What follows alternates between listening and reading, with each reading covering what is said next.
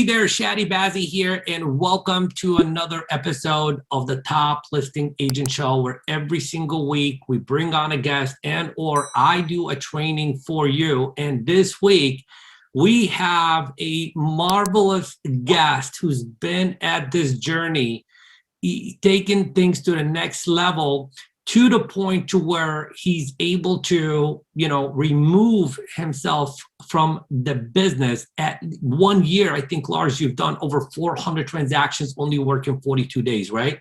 That is right. Good. With that said, let's welcome our guest, Lars. And he told me how to pronounce his last name, but I'm not gonna try again. So Lars, introduce yourself and tell people who you are and just how awesome you are and why they should listen to you.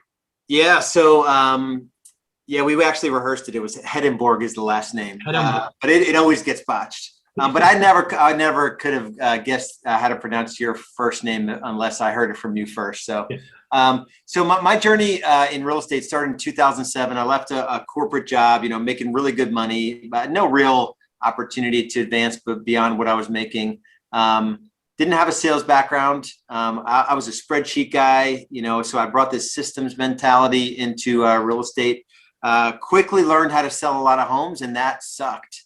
Like, it instantly absorbed every waking hour of the day. And I was newly married, and we had our first child in the first year I was in real estate, November 2007. And I just knew that being a good dad and a good husband and succeeding in real estate, like, you can't really do all three, I don't think. And so I had to make some decisions early on. I figured out how to sell a lot of homes personally, started with buyers, then transitioned exclusively into sellers. But then I just surrounded myself with, I actually learned how to build systems and then got other people to run the system. So, 5,000 families served later. The journey for me has been one of leverage. And I think that's the thing I want to share most with people is that, if two camps, if you're not selling enough homes, period, then it's probably hustle and maybe some skills and discipline.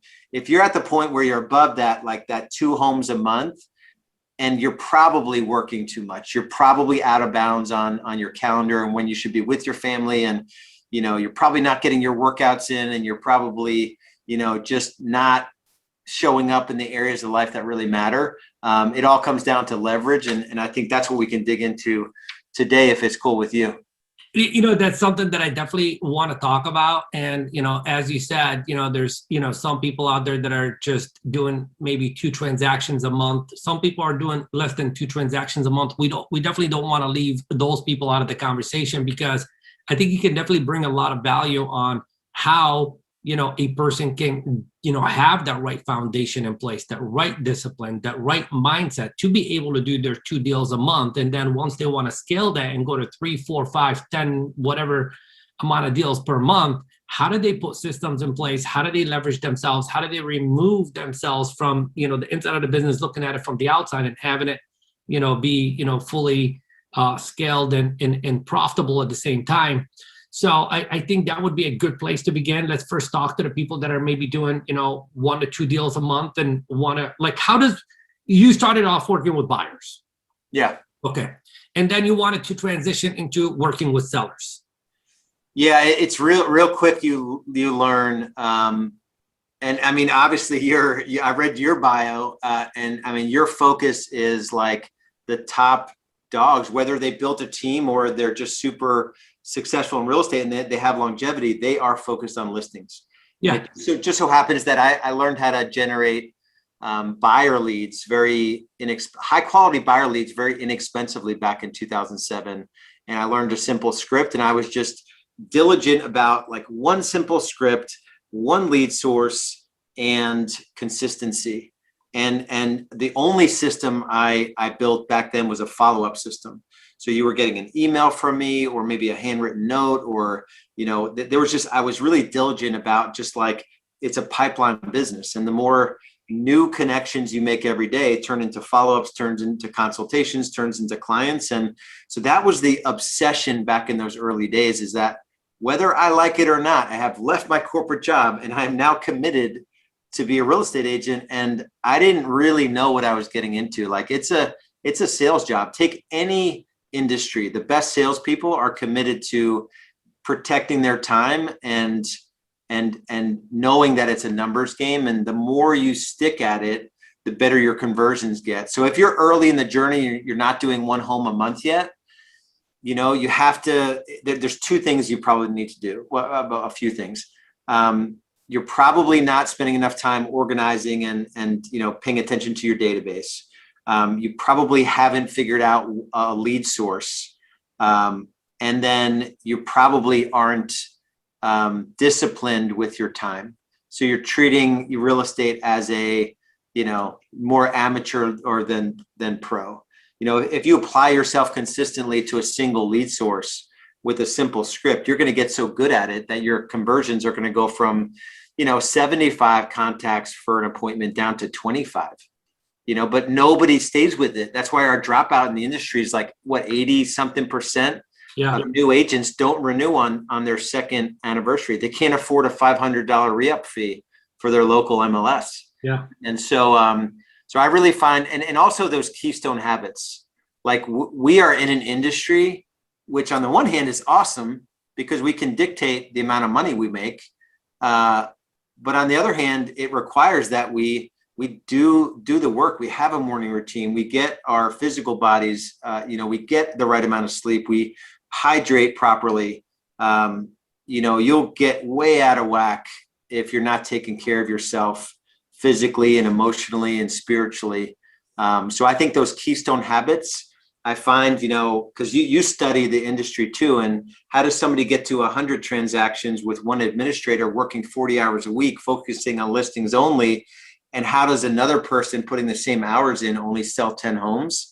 It's that diligence around being lethal with their skill set, but also focusing on where they spend their time and bringing a lot of attention to, you know, we know guys that I just talked to a guy that you probably know, I won't mention his name, but he does 200 listings personally at like 900,000 average price point. And he has sort of some agents on the side that he can care less about. Like if they sell yard sign calls or buyers or not, he doesn't care because he is just so diligent about like, this is my time, 3 hours a day where I'm going to do the work. And this is a habit that it's hard to even get a guy like that to not do that thing 5 days a week. You know, so you have to be so consistent and develop those habits where you can hardly not new business development on a regular basis. You know, you threw in a lot of nuggets, you know, and I'm like, you know, like listening very intently, and I like wrote down all these things already from what you just shared. And I just want to like unpack that real quickly. And then I definitely want to have the leverage conversation, because I think this is where a lot of people really make the big mistake, is they think that by making just another couple of contacts every single day or working an extra hour every single day is what's going to move the needle, when in reality, that's not going to move the needle to where you want it to get to. And if it does move the needle, you lose something far more important than the income, and that's your freedom and your health in the process. Mm-hmm. Okay.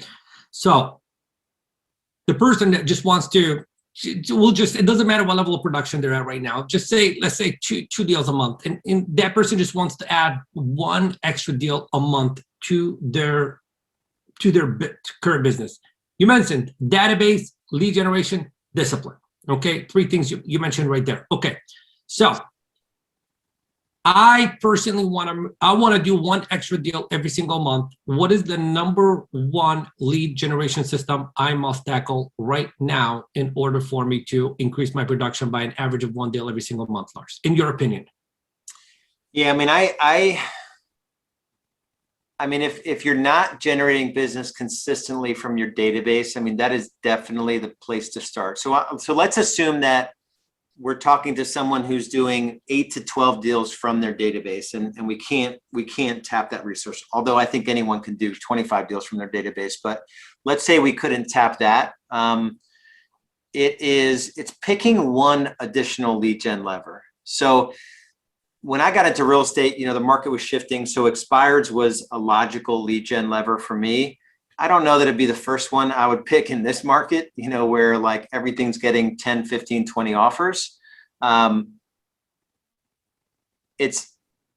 I don't love paid lead sources. So that's the second part of this conversation, is that I really don't love paid lead sources. But if, you know, we have systems where you can get a 10 times return even on a paid lead source. So on a Zillow or a realtor.com, and it's not the first thing that I would have somebody do, but you can definitely super profitably, with the right scripts and the right follow-up system, and, you know, texting and emailing and really getting that system dialed in, you can earn more than a 10x return on even paid lead sources.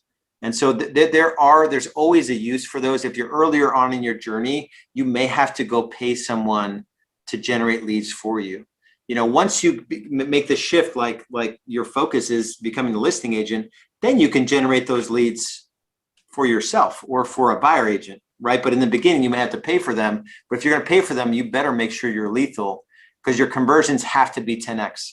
Yeah. So many agents pay for these lead sources and they're not getting a 10x return. They're getting a 2 to 3 times return, and they think that's good enough. And it's, you know, all those paid lead sources you can get to 8 to 10 times if you put the proper systems in place. So that's the advice I would give, is that you probably have to give some money to Zillow or realtor.com. And if my members can hear me say that, they'll probably say, yeah, but you told us to stop paying for those leads. Yeah, I told you to stop paying for those leads because you're at 150 sides, and now you're just spending like a drunken sailor and you're not tracking anything. Yep. You know, but for a solo agent, you can drop a little bit of money. And, you know, pay-per-click still works in some markets. You know, if you have the right lead gen platform, it's a bit of a grind, you know, so follow-up is the game. There, 3 to 5% is the max returns you can make on those lead sources. But, you know, in the beginning, you're trading time for money. As long as you're disciplined and you actually do the work, you can make it work. So I think that's, and also, I mean, now that things have eased up, I mean, open houses, they're back. There's still a lot of buyers, even virtual open houses. There's still a lot of buyers going around and driving into homes unrepresented. I mean, walking into open houses unrepresented. So a little bit of effort there. You're probably going to need a courier, or, you know, wear your workout outfit as you're putting up 50 signs. And I mean, you got to go big on those open houses to get people to show up there. But most lead gen platforms allow you to market those pretty easily. Facebook allows for it cost effectively. You could pick up 2 to 3 quality buyers per open house, and you don't need a listing to do it, right? There are, you got to make sure that it's a listing that goes active on a Friday, you know, because it's probably not going to be around on a Monday in the current market. But we have a lead gen lever for open houses. And then once you get listings, you know, to have a yard marketing strategy as well. But I think in the beginning, you can pay some money for leads and add a transaction a month, as long as you're super diligent about it. Got it. All right. So, but I loved what you said. You said, you know, you have a belief that anyone can do 25 deals, you know, just from their database. And I wholeheartedly agree with you and give you a high five on that one. And what I'm going to say to our audience right now is, if you're not extracting a good 25 deals a year from your database, it simply means there's something broken in the system that you have with your database. So that's the first place that you should, you know, take a look at and say, hey, you know, am I talking, you know, physically, you know, on the phone enough to my database? Am I emailing them enough? Am I texting them enough? Am I mailing them enough? Am I connected with them on Facebook enough, etc.? And that would be a good place for you to begin. Now, there's going to be some of you who have a little bit of extra cash right now, and then you're going to go to realtor.com or Zillow route. You know, that I always say, as long as you have the right skill set and you're very, you know, diligent about, you know, fast follow-up and touching the people immediately, it will definitely pay off for you. But if you don't have the skill set and you lack the discipline to follow through on your leads immediately, then you're better off saving your money and doing something else. Yeah, now, and a quick add on that, for sure, speed to lead, and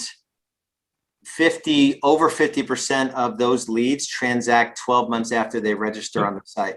So it's like, it's a weird dynamic. You got to put in the effort for 2 to 3 weeks to make contact, and then you just stay in touch with them. and nobody stays in touch with them. Nobody does the 2 to 3 weeks of work, but nobody stays in touch with them long term. So that's how we get the high conversions. Is it's all in the follow up and the drips and we use bomb at a high level, which is a critically important tool, is to make sure you're interacting even with leads that are on the site and you can't get them on the phone. Like, man, just send them a bomb video and say, hey, listen, I know you don't want me bothered because I've called you 3 times. I know you're looking in South End, whatever. In this price point, there's a home that just came up. I mean, you can really talk to somebody without having a conversation with them anymore, just through, or, message through Facebook. You can leave an audio message for somebody on Facebook, so it definitely takes more effort, but those that are willing to put in the effort are going to reap the rewards. Got it. Okay. So Lars, I just did exactly what you're telling me to do. I increased my production by a deal every single month. Now I want to speak, leverage and really scale my business and take things to the next level. Where do I begin? Yeah. So what is this stat? I've heard this stat, and I think most stats are made up, but I heard this stat that 85% of real estate agents don't have an administrator. Yep. And 85% of the work an agent does, a 25 unit agent a year agent does, is administrative. Yep. So like you're doing 25 deals. If I follow you around for a week or two, we actually have our members do time studies, painful logging of every 15 minutes what you did. If you're not willing to do that, just kind of set your alarm every hour, just to go off every hour and just think to yourself, what did I do in the last hour? I bet you that a third of your day is spent doing courier activities. You're in your car driving from that house to drop off a lockbox, and you're like, this is what a real estate agent does. It's great. I'm listening to music. It's a nice day. It's like you are doing $15 an hour work. Like, so the only thing you need to go from 25 to 50 with now outputting no additional hours in is to hire a part-time administrator. I'm in a major metro market. I can hire a licensed real estate agent to be my administrator for 20 to 30 hours a week for $20 to $30 per hour.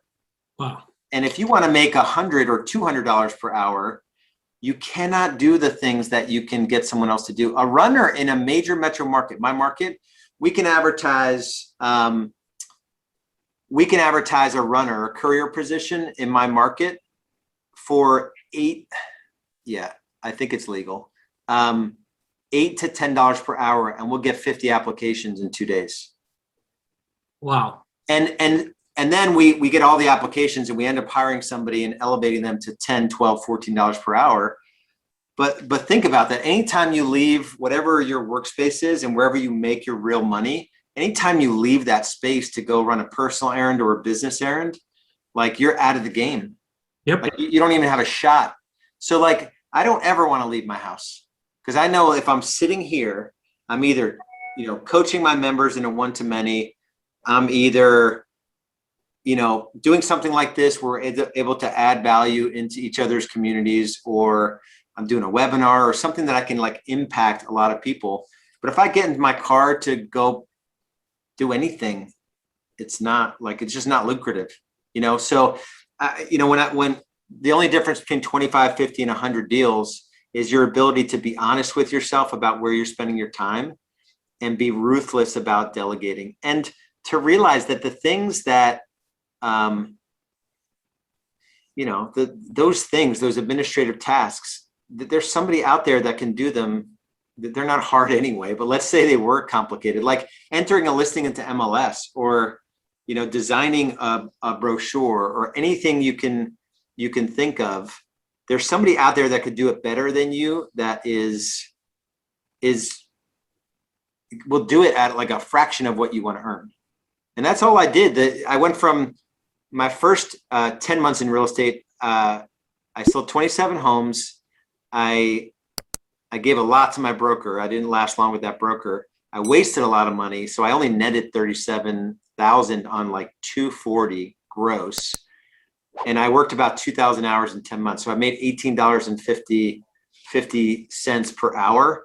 And the only thing that changed in like 5-6 years later, I made $2,500 an hour in 2014. And I just kept delegating the things that other people could do and that I didn't like doing. And I found out that I didn't like doing a lot of it, you know. So it's like, this comes off, this comes off, this comes off. So anyway, hopefully that's helpful. It's just a mindset. Yeah, and I'm gonna expand on that by asking a follow-up question. So obviously my first hire should definitely be an administrative assistant, and you know, we live in a virtual world right now, and there's a lot of talk about like virtual assistants. Would you recommend like a physical assistant or a virtual assistant? I think you could go. I like, because our market is full of agents that want to make a living at real estate. It just so happened that my first hire was a licensed assistant. She had worked for a top producing agent for 7 years before I hired her. And she was able to come in and do listing coordination, closing coordination, marketing coordination. She was my first runner. You know, she would run signs around town, go to a closing for me. I mean, she was so versatile that at $20 an hour, I could have hired someone at $5 an hour, but they couldn't do, you know, any of the physical in place stuff. So I still like having somebody local. Mm-hmm. That local person, as you scale from 25 to 50 to 100, I firmly believe they can hire VAs for the next 2 or 3 hires. So I like what you're saying, because I agree with that. I love the fact of, you know, just having somebody, you know, on my right hand side, you know, someone within a mile away from me. If need be, they're running something, they'll be back in the office within 5-10 minutes. And then what I always suggest is, once you have that one main person, then you could hire a virtual assistant, which will be a junior assistant to help your main person. And that way your, you know, physical assistant can delegate, you know, some of the other stuff to the other, you know, to the virtual assistant, so that person can stay focused more on what matters most to your business. Yeah, and the cool thing is, so I mentioned, you know, following an agent around. We actually have a process. We do a time study where, you know, we have our members do time studies. I can send it to you and give it to your group. It's, if they're willing to do it, yeah, if they're willing to do it, it would change their life forever. So I only say that because most people know it's there, and most people are like, not going to do that. I don't really want to know. But we have our team members do time studies. So if you're over capacity in your job, we need to do a time study to see where you're spending your time, because we have 2 VAs in my coaching company. I have like 1 operations person and 2 VAs, and then 1 other person that helps me. So run a pretty good sized business with a lean staff. So my main operations person, every quarter, she's doing a time study to see what she can delegate to our VAs.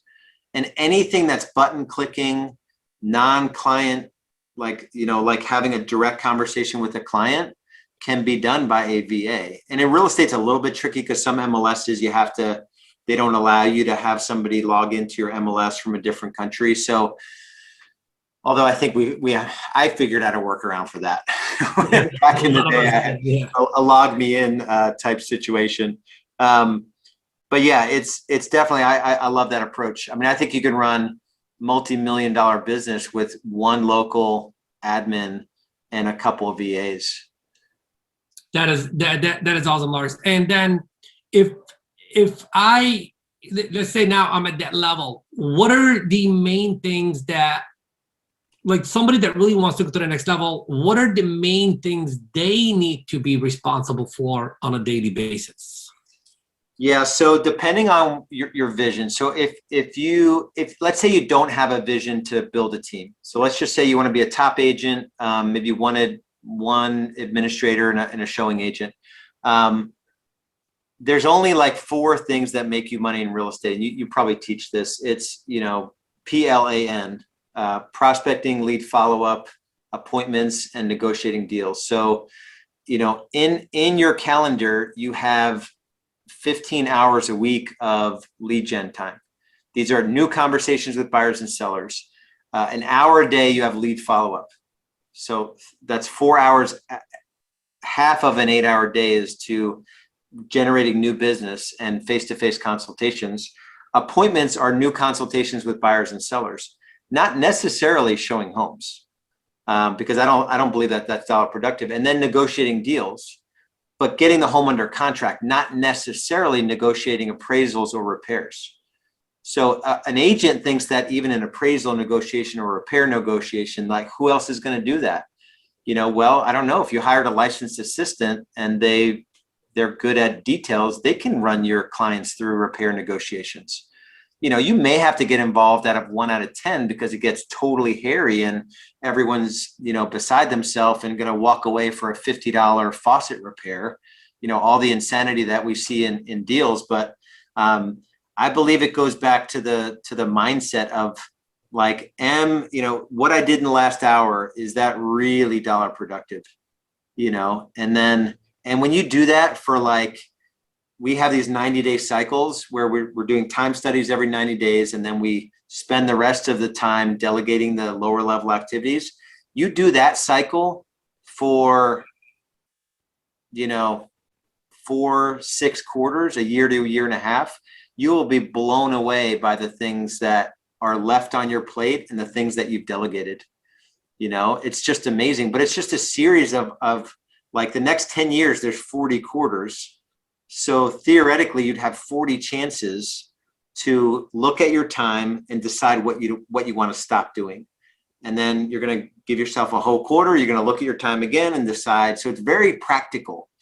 But most people don't really learn that. Like a lot of the productivity coaching out there, it's like literally how to do more calls, be better at your conversions. They maybe don't teach even just the next step. Like we want to get people to 25 transactions. And the only thing holding them back from 50 is a good administrator.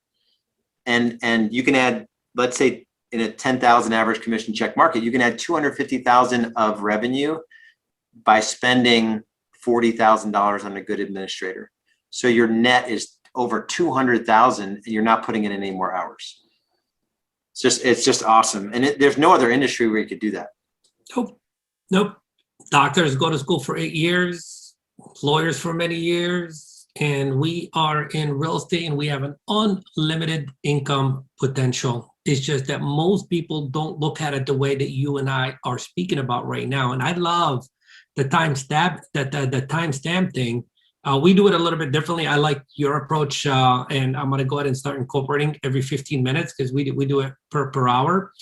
And then, as you said, once you take a look at that, and if you're just looking at that, whether it's monthly, you're doing it monthly or quarterly, every time you look at that, I just want to add something. As you see, your patterns, you should be asking yourself 4 questions. And the 4 questions is, based on this and my commitment to go to the next level, number 1, what do I need to stop doing? Number 2, what do I need to start doing? Because you're going to notice that there's certain things that you said you're going to do that you're not doing. They're not showing up. And number 3, you're going to say, what do I need to do less of? Because there's certain things you're like, oh my God, I'm spending too much time here and this stuff is not taking me to the next level. And the final question is, what do I need to do more of? Because there's something you committed to doing that's good for your business that you're not doing enough of it and you need to do more of it. So those are 4 good questions to add to that timestamp. And in taking that a little bit further, you said, hey, if you really want to go to the next level, once you hire the administrative, there's only 4 things you need to be focused on. Number 1 is your lead generation. Number 2 is your lead follow-up. Number 3 is your appointments. And number 4 is negotiating contracts. Everything should be delegated. So now I'm at that point. Who should my next hire be? Yeah. So once you have most of the administrative tasks off your plate, it has to be leveraged on the buyer side. Going out and showing homes on an evening or a weekend or, it's just not, you can find really good agents, even if you never bring them onto your team, but you can find really a couple agents that are in your brokerage or whatnot that are willing to just spend some time with your clients and honor the relationship. It's this feeling like we're going to lose the relationship. You're not going to lose the relationship because you're giving them access to somebody who isn't as busy as you, that's going to be completely present. They're going to be on time for the showing appointment. They're going to be prepared. They're going to have researched, all the things as a busy agent you do not do when you show homes. So getting leverage on the buyer side. So should I hire a buyer's agent or a showing agent? I mean, I went down the buyer agent path and then they doubled as my personal showing agents. So the year I did 66 transactions, that was the last year I was in production. 33 of them were buyers, but I showed very few homes that year. And I had like 4 or 5 agents on my team and I just paid them, I think it was $25 an hour and for showings, and then $250 if they got them under contract. And I would kind of oversee. So I would have, you know, $500 of expense in that deal where I didn't have to pay them a buyer agent split, because it was my relationship. Right. So I like hiring a showing agent, but maybe letting them do some of their own production. It doesn't have to be so hard and fast. Like some people are like, well, you gotta hire a showing agent and they can't do production. It's like, no, I mean, maybe they're just struggling. Maybe they think real estate is like HGTV and they get to open doors and just show pretty right. You can actually give someone that job and say, hey, listen, if you do 5 or 6 deals on your own, like I'll handle the admin, and I'll give you 60% we'll do a 60-40 split, and you can just continue just to show homes and I'll pick up some of the heavier lifting. But yeah, so I think getting out of, you can still work buyers, but you can't show homes. Right. So Lars, what question should I be asking you that I haven't asked you that maybe I left out that, you're the expert on this topic. So, I mean, I think one thing that I've been really clear about, and I think that it escapes the industry, is having a really clear vision for what you want your life to look like, and so most, it doesn't matter if you're busy or not busy. Most people don't ever pause on a regular basis just to think about what's working and what's not working. And just like, what could my life look like if I knew where I was going? So many people like just haphazardly kind of exist in this world and they have no direction whatsoever. So just some encouragement, like there's sort of 6 main areas of your life, and real estate and business is only one area, but think about all those areas, like, as a parent, as a spouse, your physical body, your emotional, fun, your spiritual, your financial, like whatever the things that matter to you, just kind of get clear on where you want to be in the future. Nobody wants to have a heart attack and die. Nobody wants to get divorced. Nobody wants to have kids that they're estranged from. Nobody wants to, go bankrupt. And it's just this like, over time, if we're not clear on where we're going, we can just drift, out of alignment in our marriage. And 20 years in, you're like, yeah, nothing left here. And like, how does that happen? It's not because you were that way when you started. You drifted so far off and you never corrected. And so I just find I always have a 3-year vision, always in the areas of life that matter to me. I've always done a good job of chunking it down. So in business, if you're at 12 transactions now and you want to go from 12 to 24 to 36 to 48, that's your 3-year vision. But you want to work less selling 48 homes than you do 12 homes. And you want your stress to go from a level 9 to a level 5. What would that have to look like? Be like, okay, so we just learned today that to go from 12 to 24, it's all on you. It's maybe a lead source, maybe doing a better job with your database. To get from 24 to 36 and 48, it's about delegating administrative tasks and maybe getting a showing agent. So that's just your journey. Like you already have that all scripted out and you write it down, and you're just making sure that you're carving out a little time each week to work on the future business versus the today business. So if you're doing 12 deals and you already know what that looks like and the amount of effort you need to put in, and you spend no time building the company that's going to do 48, you're always going to sell 12. Yeah. And you're surprised why you're not getting ahead. It's because you're not working on the future version of your company. And then also yourself. I mean, there's so many good resources out there of how to fill your head, whether it's a podcast or, I've probably listened to hundreds of books. Each had a good, reason at a certain time. Atomic Habits is probably a really good baseline book for anyone that is struggling with keystone habits or struggling, with honoring their protected time or whatever your struggle is, the James Clear book. is a really good one. But I think that's the biggest thing that separates those that are actually living out like an envisioned future from 3 years ago. I like to ask the question to people like, hey, the 3-year vision that you crafted 3 years ago, did you hit it? And they're like, what? And they never did it, right? So they never actually sat down 3 years ago. And so like, when's the best time to plant a tree? It's like 20 years ago, but the next best time is today. Yeah. And so I spent some time with Dan Sullivan in Strategic Coach in his highest level. And one thing that I've never forgotten is that, he views his business and his life in a series of quarters. So at the time he said this, he was 70 and he was going to work for 25 more years. So he's like, it's 100 quarters, 25 years, 4 quarters a year. He was going to write 100 books. And so he's on track. He's like 4 years in and he's written 16 books in 4 years. But the comment he made that I've never forgotten is that, like, up to this moment in time, all your experiences, business and personal, your failures, your successes, it's all research and development for your future. So there's no shame or, regret necessarily where you are now. It's only if you don't do anything about it.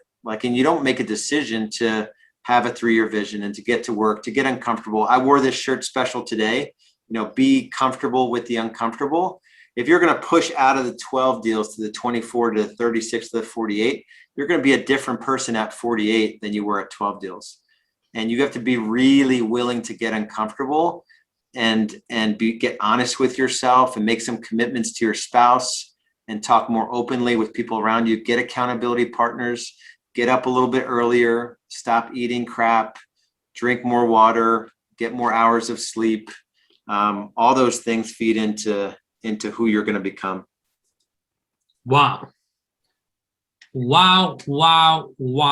This has been amazing. I mean, there's so much more to unpack, but what we laid out today, what Lars laid out today, is a great foundation. So now, where are you versus where you need to be? He basically said at the end is if you never had a vision and you're here, then the words that come to mind are personal responsibility. When was the best time to plant a tree? 20 years ago. When is the next best time? Right now. When is the next best time to create that better version for yourself 3 years from now? Right now. So 2 visions. Vision number 1, what is your business? What is the future? What is your future? What is the vision for your future business? And then, even more importantly, what is the vision for the future you? Because your business is nothing more than a vehicle and you drive that vehicle. And when you become a better driver, you will be able to take your business to better places on a much smoother road. Lars, this has been amazing. I know that, a lot of our audience are familiar with who you are because you're just an amazing individual in the industry that's making a lot of big moves for a lot of people. And then some people are just discovering who you are right now for the first time, and they want to enter your world. They want to learn a little bit more about you, a little bit more about how you could help them, etc. How should one get in contact with you or just enter your world? What's the best way?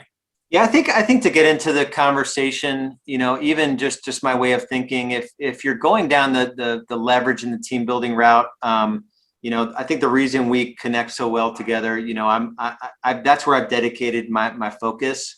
So I've got a podcast. I just actually rebranded the podcast Real Estate Team Builders. So just go to any podcast player, Real Estate Team Builders. I think that's a good one. I interview our members and top team builders and take them through the journey. And then I kind of give my own take on it, a couple episodes a week. We're actually relaunching next week, which I think will be good for your listeners. And then, just go to realestatebschool.com. There's just a bunch of free resources there. You can get a free copy of the book.